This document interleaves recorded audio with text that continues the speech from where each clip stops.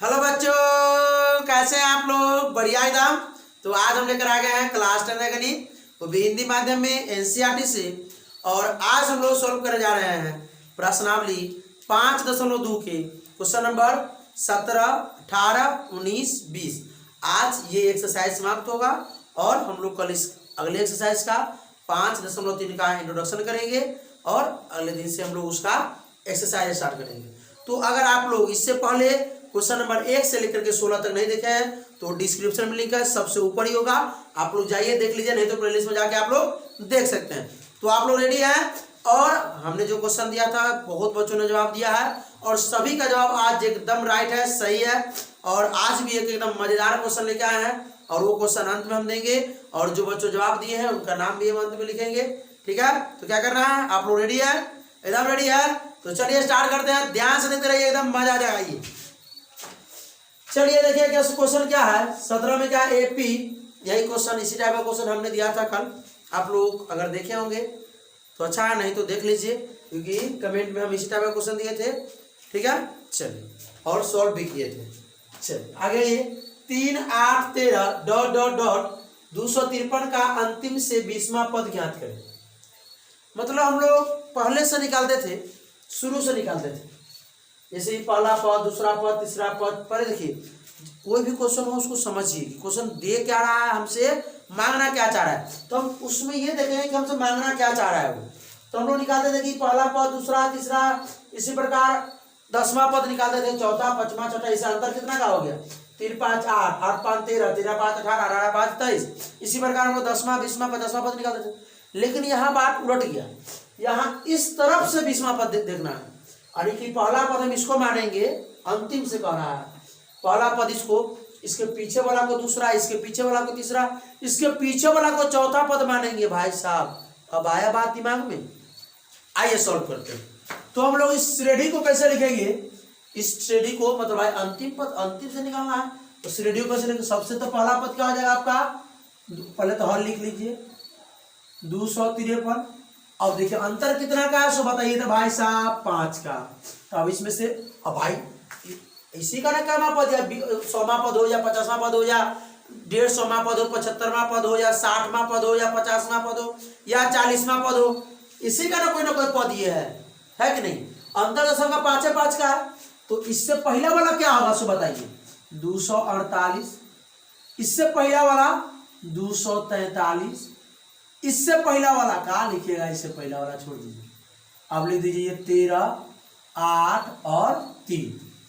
कोई दिक्कत आई? अब तो आराम से आप लोग लिख लीजिएगा। ए बराबर हो गया 253, डी बराबर हो गया, दूसरा में से पहला घटा दीजिए, उल्टा होगा क्योंकि पहले इसमें से ये घटा देंगे ना, अब इसमें से ये घटाएंगे क्योंकि अंत से कह रहा है ना भाई साहब। तो 3 में से 5 घटाएंगे तो -8, या 248 में से 253 घटा दीजिए।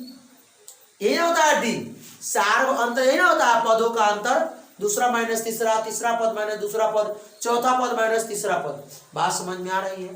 पक्का? चलिए, तो हो गया -5 और एन हमारा क्या ना 20वां पद है ना, कि इधर से 20वां निकालना है, इधर से नहीं, अंतिम से, इधर से पहला, दूसरा, तीसरा, ऐसे हम लिखते हुए जा सकते हैं 20 तक के, लेकिन लिखते हुए नहीं बनाना है, सॉल्व करना है। ठीक है, आप लिख के चेक कर लीजिएगा। चलिए, तो ए एन बराबर फॉर्मूला लगाते क्या होता है? A plus n minus 1 into d. ये फॉर्मूला अभी तक याद हो गया होगा आप लोगों को क्योंकि नया फॉर्मूला आने वाला है ना। एस एन बराबर n/2 into 2a plus n minus 1 into D, है ना, या n/2 into a plus l या an, ये आने वाला फॉर्मूला। चलिए, क्योंकि ये याद हो जाना चाहिए क्योंकि अगला तभी समझ में आएगा। एन कितना निकलना है? क्या A20, 20वां पद निकलना है। ए कितना है? 253। एन कितना है?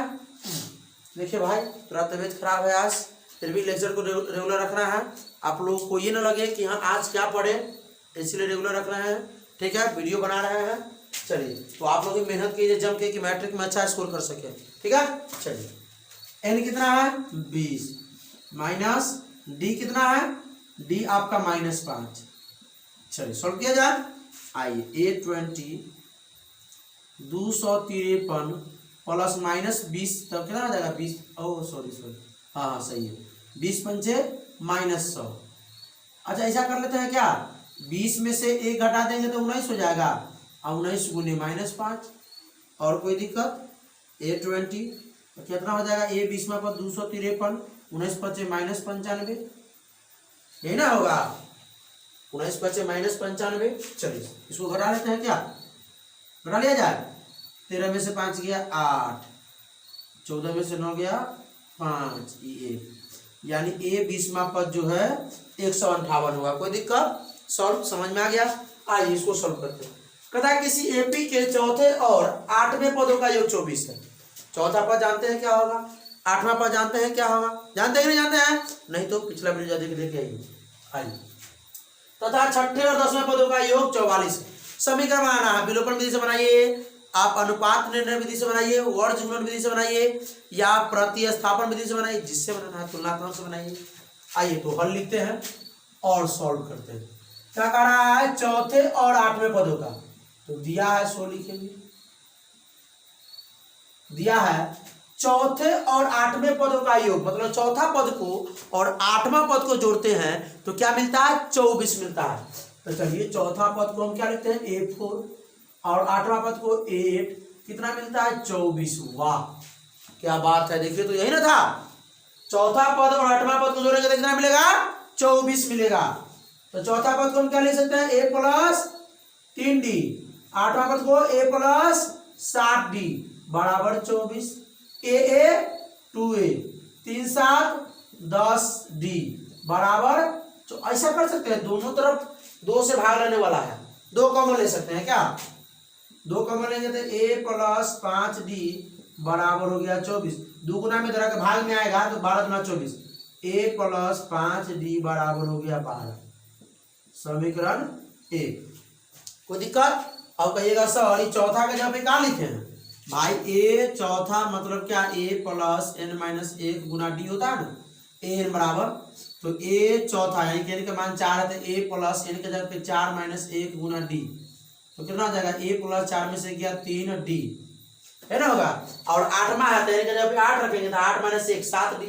अब अगला क्या है, फिर क्या कह रहा है, फिर कह रहा है कि छठे और 10वां, तो छठा A6 और 10वां A10 बराबर कितना है, 44, है ना। 2 समीकरण निकलेगा, हल करेंगे इसको। आइए A छठा को हम क्या लिख सकते हैं, A + 5D, A 10वां को A + 9D बराबर हो गया 44, A कितना हो गया 2A, 9 5 कितना हो गया 14D बराबर हो गया 44। दोनों में से 2 कॉमन ले सकते हैं, A + 2 + 14 बराबर हो गया 44, गुना में जरा के भाग में A + 7D बराबर हो गया, 2 गुना भाग में तो हो जाएगा 22। समीकरण 2। देखिए अब विलोपन विधि से बनाइए, जिससे बनाइए आपको जो इच्छा हो। तो ये समीकरण 1 में से 2 को घटाते हैं, क्योंकि A कट जाए और D का मान हम लोग निकाले, फिर A का निकालेंगे और आगे का क्या निकालना है, 3 पद निकालने के लिए हम लोग पहला पद चाहिए और सार्व अंतर चाहिए। पहला पद सार्व अंतर रहेगा तब ना हम आगे का 3 पद हो या 10 पद लिख सकते हैं क्या। चलिए तो लिखेंगे हम लोग समीकरण 1 में से 2 को घटाने पर, आइए A + 5D बराबर हो गया 12, A + 7D बराबर हो गया 22। ये माइनस हो जाएगा, प्लस देखो माइनस, प्लस तो माइनस, चिन्ह बदलाता है घटाव में, A प्लस में A माइनस में गया, 5D प्लस में 7D माइनस में घटेगा, 7 में से 5 गया 2D, दोनों में से बड़ा कौन है 7, 7 के आगे माइनस का साइन, 12 प्लस में और 22 माइनस में, तो माइनस में हो जाएगा 10, माइनस माइनस कट गया, D का मान आ गया 10/2, यानी D का मान आ गया आपका 5। आइए D का मान समीकरण 1 में रख लेते हैं, 2 में किस में रखे बोलिए, समीकरण बना है ना, 2 चर वाले रखेंगे समीकरण। चलिए हम लोग विलोपन विधि चल की है, ठीक है। चलिए तो D का मान समीकरण 1 में रखने पर, समीकरण 1 क्या दिखे तो ये A + 5D बराबर हो गया 12, A के जगह पे क्या नहीं है मालूम 5D के जगह पे क्या मालूम है 5 बराबर 12, A + 50 25 बराबर 12। आप लोग कहिएगा सर यार का चिन्ह आप नहीं देते हैं, आप दे दीजिए भाई, दीजिए कोई दिक्कत नहीं है। 25 प्लस में उधर आके माइनस में ए बराबर 12 प्लस में इधर -25, यानी ए बराबर हो गया आपका कितना -13। तो हम लोग ए डी निकाल दिए। अब यहाँ सॉल्व करें, अब उस सवाल को सॉल्व करें। प्रथम 3 पद एपी के प्रथम 3 पद एपी के प्रथम 3 पद कॉन्सेप्ट से भी निकाल सकते हैं, फॉर्मूला से। किससे निकाले? कॉन्सेप्ट से। आइए, पहला क्या है ए, तो ए है -13। उसके बाद क्या होता है ए प्लस डी, तो -13 में 5 जोड़ देंगे -8। उसके बाद क्या होता है ए प्लस 2d, तो -13 में 2 पंचे 10 जोड़ देंगे तो -3। एक 3 को पद निकालना था। अरे भाई सुनिए, इससे रेडी नहीं होता A P, A plus D, A plus 2d, A plus 3, लेकिन हमको तीनों को निकालना है। ए तो -13 आ गया, ए प्लस डी तो -13 और प्लस डी के मान 5, तो कितना हो गया -8 हो गया। और ए का मान हो गया -13 और प्लस 2 गुने डी का मान कितना हो गया 2 5, तो -13 प्लस में 2 पंचे 10 कितना हो गया -3। आया कि नहीं है? चलिए तो इस क्वेश्चन से लीजिए, हम लोग चलते हैं क्वेश्चन नंबर कितना। अच्छा रुकिए, क्वेश्चन नंबर हम लोग लिखेंगे नहीं, क्वेश्चन लिखेंगे तो थोड़ा समय लग जाएगा ज़्यादा। तो क्वेश्चन नंबर 17 18 हो गया, 19 को हम लोग मिटा के सॉल्व करते हैं, ठीक है। चलिए, आप लोगों के पास किताब है ना? हम किताब है मेरे पास, पढ़ेंगे सॉल्व करेंगे। चलिए, स्क्रीनशॉट नहीं लिए भाई साहब, वीडियो को बैक कीजिए, स्क्रीनशॉट लीजिए, ठीक है। और इंतजार कीजिए क्योंकि एक सवाल और आएगा, ठीक है, आज भी होमवर्क में, ठीक है। अगले वीडियो में उसका फिर अनाउंसमेंट होगा। आज कुछ बच्चों का नाम आया है और आप लोग रेगुलर बने रहिए, क्योंकि बाद में बच्चों कुछ कमेंट करते हैं उसका हम नहीं दे पाते हैं, ठीक है। तो लेक्चर तो शूटिंग हो जाता है अगला लेक्चर। तो कोशिश कीजिए पर डे जो है आप लोग वीडियो को देखिए और क्या करना है, जवाब दीजिए, ठीक है। चलिए, क्वेश्चन नंबर 18 हो गया था, 19 बहुत आसान क्वेश्चन है भाई साहब। ये आप अगर भारतीय वन बनाए होंगे ना, भारतीय वन में भी क्वेश्चन इसी है, ठीक है। भारतीय वन में क्वेश्चन इसी प्रकार है। क्वेश्चन 19 कहा कि सुब्बा राव ने 1995 में 5000 रुपए के मासिक वेतन पद कार्य आरंभ किया और प्रत्येक वर्ष 200 रुपये की वेतन वृद्धि प्राप्त की। अब किस वर्ष में उसका वेतन 7000 रुपया हो गया? सुनिए भाई साहब, कह रहा है केसी, कोई नाम है ABCD या जो भी हो, सुब्बा राव। अब उसने क्या किया, एक नौकरी को ज्वाइन किया। अब पहला बार जो गया नौकरी को ज्वाइन करने, तो उसका सैलरी फिक्स किया कितना 5000 फिक्स किया गया। तो पहला महीना में उसको मिला 5000, पहला महीना में मिला उसको 5000, पहला महीना में, पहला वर्ष में। अब कह रहा है कि प्रत्येक वर्ष उसको जो है, प्रत्येक वर्ष में प्रत्येक वर्ष कितना बढ़ाया जा रहा है उसको 200 रुपया मासिक जो है प्रत्येक वर्ष। एक वर्ष के बाद होता है ना कि भाई हर वर्ष में आपका अगर काम अच्छा रहेगा तो 200 300 1000 2000 10,000 बढ़ा दिया जाता है। तो प्रत्येक वर्ष इसको 200 बढ़ाया गया। तो अगले वर्ष कितना होगा? 1995 में था ये, 1996 में हो गया आपका 5200 है, 5200। 1997 में हो गया इसका 5400, 1998 में हो गया 5600। उसी प्रकार बताइए कि कब इसी प्रकार बढ़ते बढ़ते इसका 7000 रुपया हो गया, कब? तो हम लोग क्या करना है, कैमे वर्ष, तो nवें वर्ष, n का मान निकाल लीजिए ना। आइए, तो a बराबर हमारा क्या हो जाएगा भाई साहब 5000, समझ में आया। d बराबर कितना कितना बढ़ाते गया, हर बार 200। और अंतिम पद कितना है an 7000, क्योंकि अंतिम पद ना कह रहा है कि कब इतना हो जाएगा, मतलब 10वां वर्ष हो जाएगा कि 20वां वर्ष हो जाएगा कि 50वां वर्ष हो जाएगा, देख लेते हैं। चलिए सॉल्व करते हैं। तो an बराबर जो फॉर्मूला होता है वो क्या होता है, a plus n-1 Guna d। an हमको कितना अंतिम पद दिया है 7000, या का चिन्ह लगा लिया जाए, a के जगह पे है 5000 प्लस n नहीं मालूम है, यही निकालना है, d है आपका 200। तो 7000 बराबर 5000 प्लस 200 से n में करेंगे 200n माइनस हो जाएगा ये 200।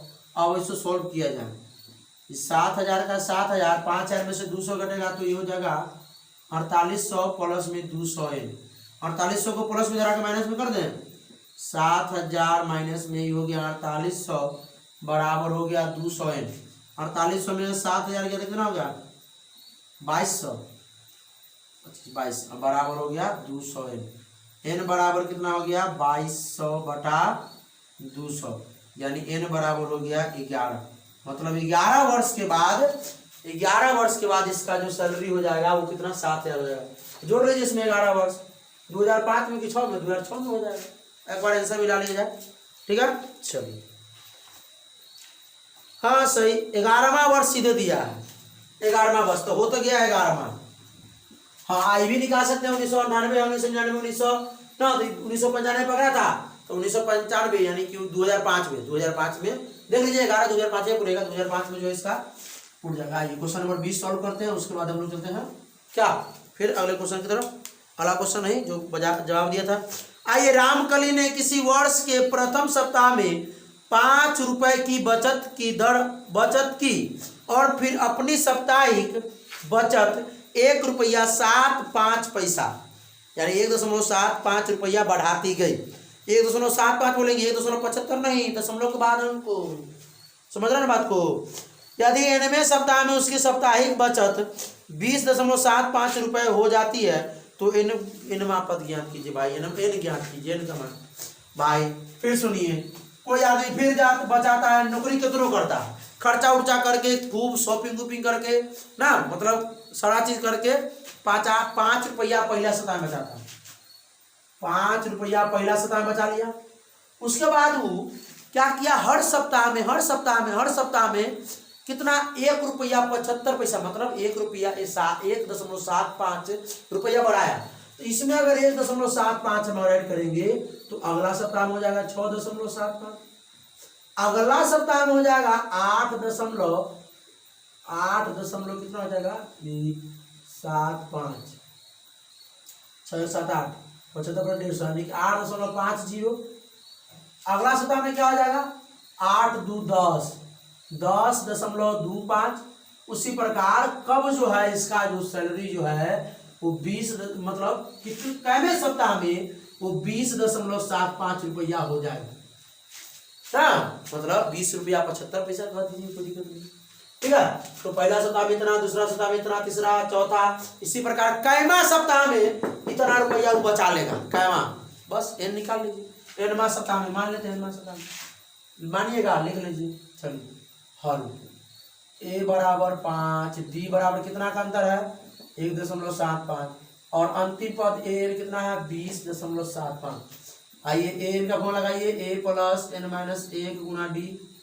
तो ए कितना है 20.75 बराबर ए कितना है 5 प्लस एन माइनस 1 गुना डी कितना है 1.75। आइए सॉल्व किया जाए इसको, ये 20.75 बराबर 5 प्लस 1.75 एन माइनस 1.75 और 5 में से 1.75 घटा देंगे, 20.75 बराबर कितना हो जाएगा 3.25।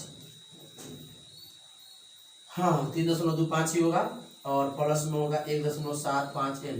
अब इधर प्लस में इधर आके माइनस में कर दिया जाए इसको, 20.75 प्लस में इधर आके माइनस में 3.25 बराबर 1.75 एन।